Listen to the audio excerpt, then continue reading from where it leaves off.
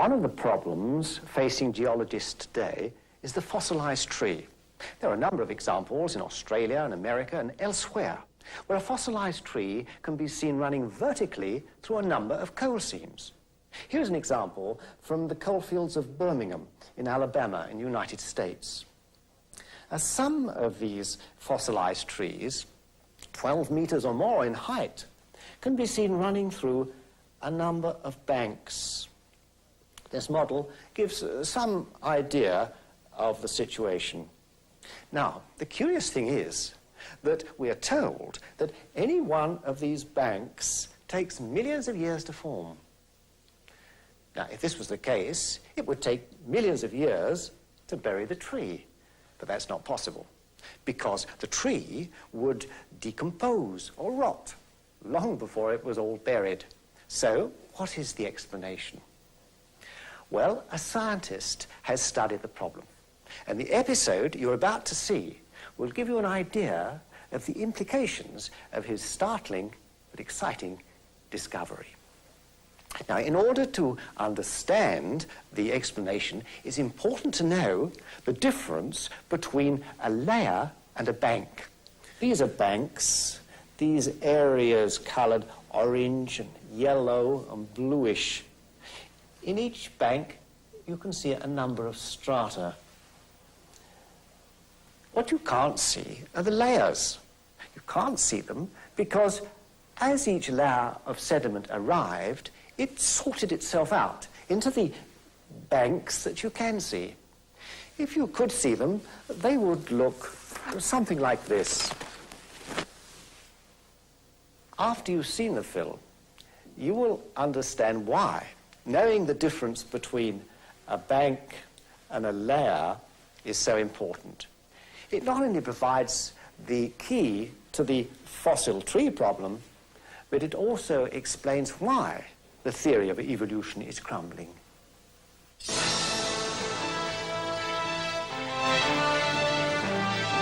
And what's so important about those rocks? Well, they're not any old rocks. They are made mostly of tiny grains of sediment. They are called sedimentary rocks and cover 3/4 of all the land on Earth. And what's more, they were formed under the sea. When the sea level dropped and the sediments were exposed to the air, they dried out to become rocks. Look at this cliff face. It's divided into facies, sometimes called banks or deposits. The sandstone deposit has been coloured yellow, the deposit of clay blue, and the limestone coloured orange. Each deposit or bank is subdivided into strata. These horizontal lines are strata. To understand the incredible story that this film has to tell, a closer look at the strata in the deposit is necessary. They follow a pattern. The larger particles collect together in a line at the bottom, then the smaller ones gather on top. This pattern is repeated throughout the deposit. Sometimes a break or joint can be seen between the top strata in one deposit and the bottom strata in the deposit on top. These breaks are called stratification joints or bedding plane partings. For some time now, there's been a suspicion that these rocks contain a secret, which when discovered will change our ideas on the most important subject of all. How did mankind originate? One of the first sedimentary rock experts was a German. His name was Johannes Walter. Whilst in Italy at the end of the last century, he examined the sediments in the Bay of Naples. He discovered, by boring vertically downwards through the sediments in the bay, that the banks that lay on top of each other were in the same sequence as those that were lying next to each other horizontally. The sequence of banks that could be seen lying side by side as he went from the coast out to the sea was the same as the sequence of banks that lay on top of each other in a downwards direction. He realized that the belief that the bank at the bottom was older than the one on top was wrong. Quite obviously, all the banks, the one at the top, the one underneath, and the one at the bottom were all still forming. They were forming sideways, so that part of the top bank was the same age as part of the bottom bank. It didn't take Walter very long to work out what caused the banks to form sideways. The particles of sediment coming into the sea from rivers, floods, and wind sort themselves according to their size. These larger particles, coloured yellow, stay near to the coast. The less heavy ones, coloured blue, are washed out a little farther. Then the tiny sediments, the orange ones, are carried out by the waves and currents even farther. It can be seen that the layers of new sediment are deposited side by side. The particles of sediment in the layers sort themselves out according to their size into the banks of various types of sediment. This could be a bank of pebbles, this a bank of sandstone, and this one clay. So the banks form sideways. That part of the bank nearest the coast is older than the part of the same bank farther away from the coast. So this part of the bank at the bottom is the same age as this part of the bank at the top. Before Johannes Walter, in 1870, two Russians, Golofkinsky and Inolstrantsiev, had noticed that in ancient ocean basins that had filled up with sediment, the same series of deposits could be seen on the surface side by side and vertically, one underneath the other. The feature of these series of deposits or facies are that they are parallel to the basin slope. Those in the Gulf of Naples, observed by Walter, are not. They are almost horizontal. The reason is that apart from small changes caused by the tides, the series of deposits in the Gulf of Naples and elsewhere result from the sea always being at the same level. The position of deposits of sediments in ocean basins, such as those observed by the two Russian scientists, would seem to be the result of major changes in the level of the ocean. Rising water level is called a transgression. Falling water level is called a regression. When the water rises or transgresses, perhaps as the result of tidal waves, the sediments deposit parallel to the sloping sides of the ocean basin. The larger yellow particles depositing next to the slope. When the water level falls or regresses, the sediments deposit with the smallest particles, coloured orange, next to the slope. Looking at former ocean basins, now filled in with sediments, the position of the deposits or facies indicate that the waters of the past must have risen and fallen time after time in fast succession. As sedimentologists would say, transgressions followed by regressions seem to have occurred in cycles. The different kinds of deposit are again the result of sediment sorting itself out sideways, and not one type of deposit superposing itself upon another. It would appear, therefore, that the origin of sedimentary basins is the result of cycles of fast, rising and falling water levels, or more technically, transgressions and regressions. The position of the deposits is not, therefore, the result of the principles of superposition and continuity, but the application of the law of Johannes Walter. These cycles of rising and falling water levels couldn't have taken place all around the world at the same time.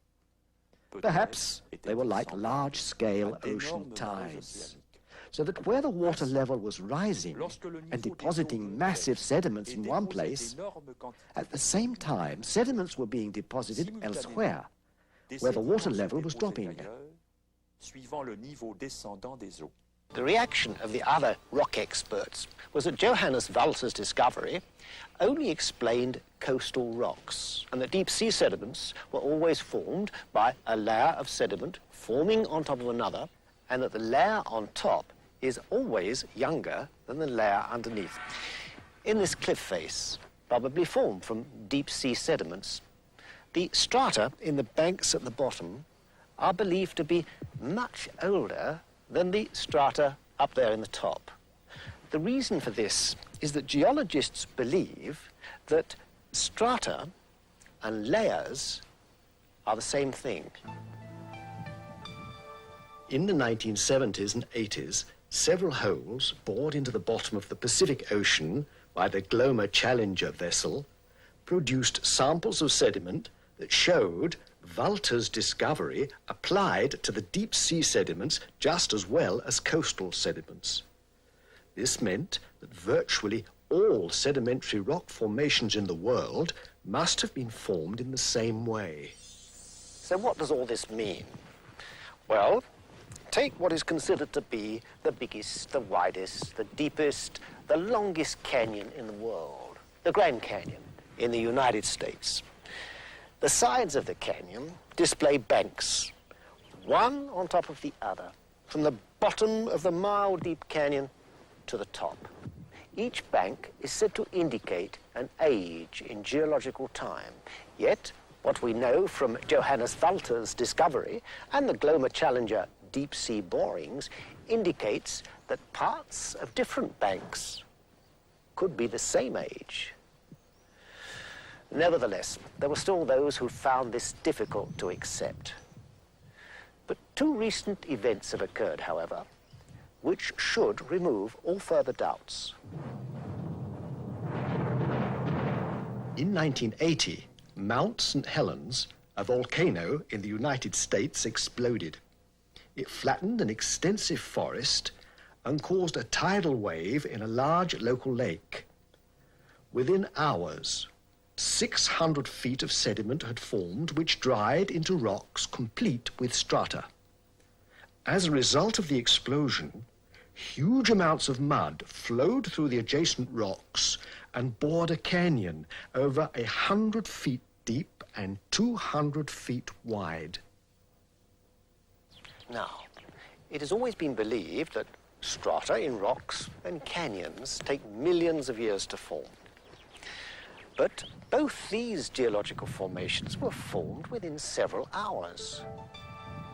The other event took place in a laboratory. French sedimentologist Guy Berthaud discovered two immensely important facts. The first was that sand, flowing continuously, whether in a vacuum, in the air, or in the water, sorts itself out into alternating deposits of large and small particles that look like layers but are not layers. The second vital fact emerged during the program of experiments he was directing with the State University of Colorado. Looking through the transparent sides of a large tank or flume, he studied the particles of sediment in the moving water.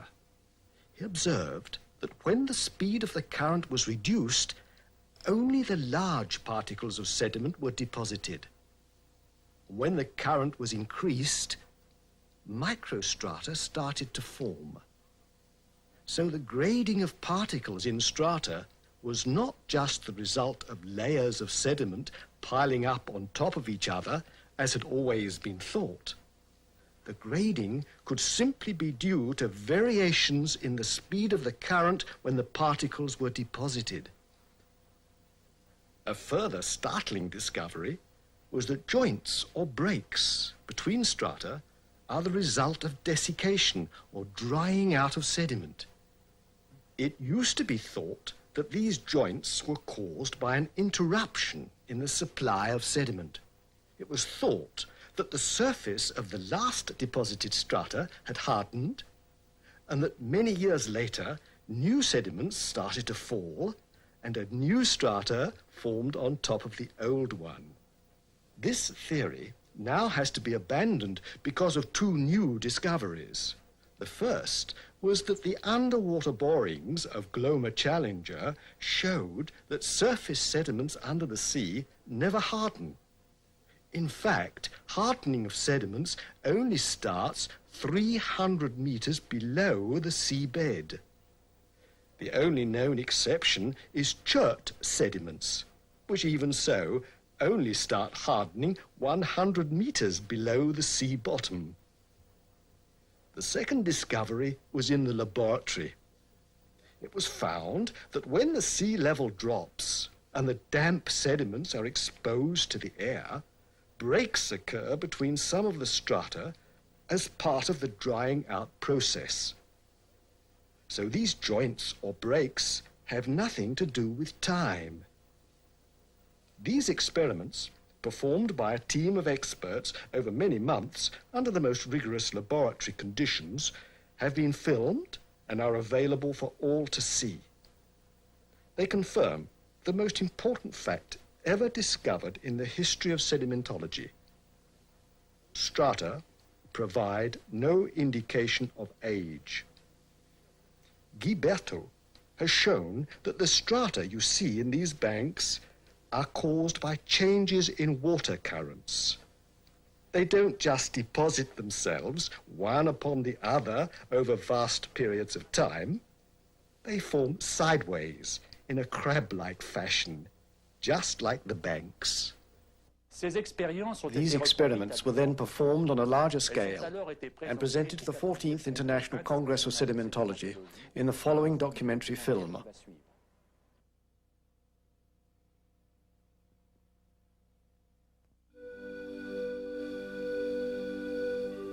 Sedimentary rocks are fascinating because they witnessed the past history of the Earth. Their study should unveil mysteries about their formation and the history of living species. The principal features of sedimentary rocks include distinct stratas of relatively homogeneous material. Intermittent settling over very long periods of time figure among possible explanations of stratification. Internally, sedimentary rocks display microscale stratification or lamination of relatively coarse and fine particles. Because sedimentary rocks form from settling of particles underwater, it is instructive to study fundamental sedimentation patterns in the hydraulics laboratory. A mixture resulting from equal weights of coarse sands in black and fine sands in white is tested in the laboratory. Consider the motion of a sphere rolling on a horizontal surface.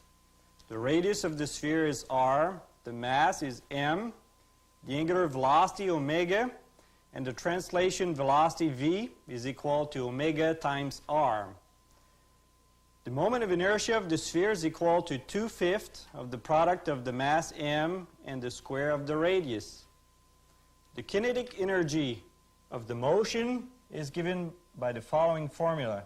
E is equal to 7/10 of the product of the mass times the square of the velocity. This formula shows that at a given velocity, the kinetic energy of a sphere increases with the mass. It shows that coarse particles have a higher kinetic energy than finer particles. This example illustrates that rolling coarse particles have more kinetic energy than small particles. The mobility of coarse particles in front of obstacles or surface perturbation therefore increases. Consider a homogeneous mixture of coarse particles in black and small particles in between. When we set this mixture into motion, the small particles, which have a lower kinetic energy, fall between the coarse particles and deposit on the bottom of the moving layer. The coarse particles with higher kinetic energy roll on top of the fine bed of fine particles. Particle segregation occurs under lateral motion of a mixture. Coarse black particles roll on top of fine particles when they have the same specific gravity.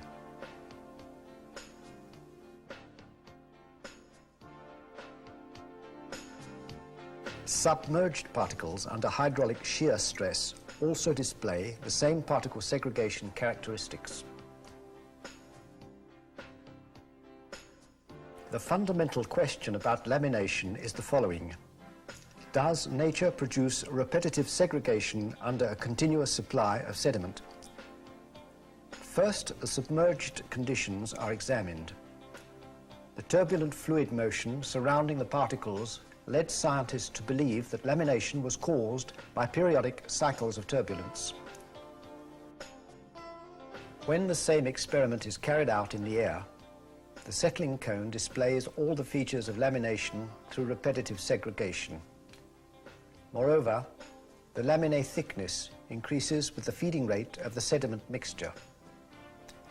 It should be noted that laminae form in the direction of motion, here at an angle exceeding 30 degrees.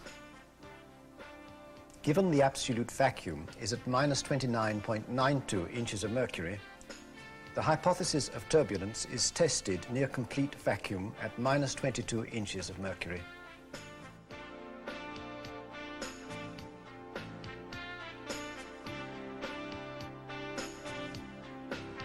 Lamination develops without the presence of a surrounding fluid.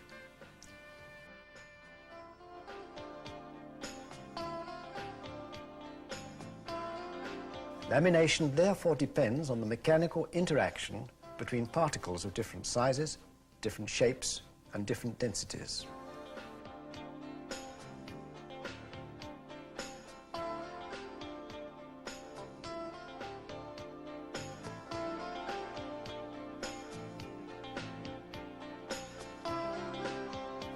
Under submerged conditions, lamination also occurs during gradual aggradation of the bed under plain bed conditions. Here's the same lamination sequence in accelerated motion.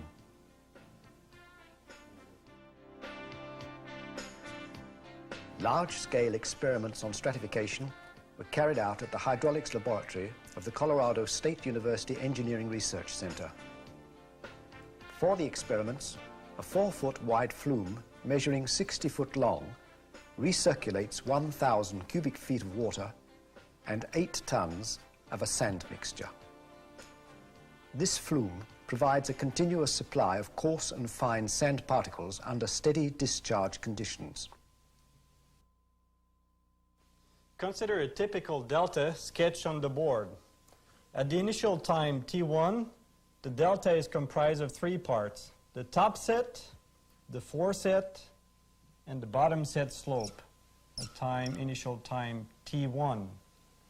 Over time, the coarse particles rolling on the bed slide down the foreset slope of the delta and accumulate as the delta progresses in the downstream direction. Finer particles rolling on the bed settle and form a layer of primarily fine particles. The particles in suspension are carried through and deposit on the bottom set slope of the delta. After a certain time interval, we get a second bed profile at time T2. The sediments accumulated on the bed from time T1 to T2 define what is called a layer of sediment. A layer of sediment is the accumulation of sediment between the initial time T1 and the subsequent time T2.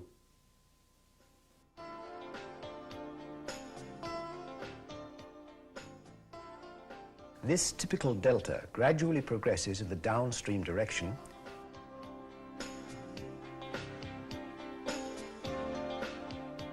A close look at the top set slope in slow motion clearly shows a laminated deposit of finer particles. The thickness of the top set deposit decreases in the downstream direction as the foreset slope of the delta is approached. Over a long period of time, the accumulation of sediments displays clear stratification, with fine particles on top, coarse particles in the middle, and fine particles on the bottom. It is important to understand that the chronology of the formation of the deposits depends on the layers and not on the strata. Isochrones correspond to the interface between successive layers, not strata.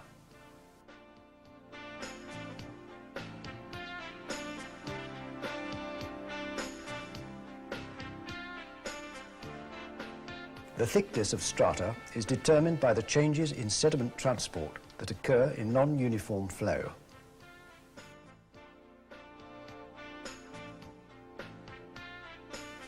Let's now consider two particles in the delta. Particle A in the upper strata and particle B in the lower strata. Particle A deposited at a time T1 before particle B. Particle B in the lower strata therefore deposited after particle A in the upper strata.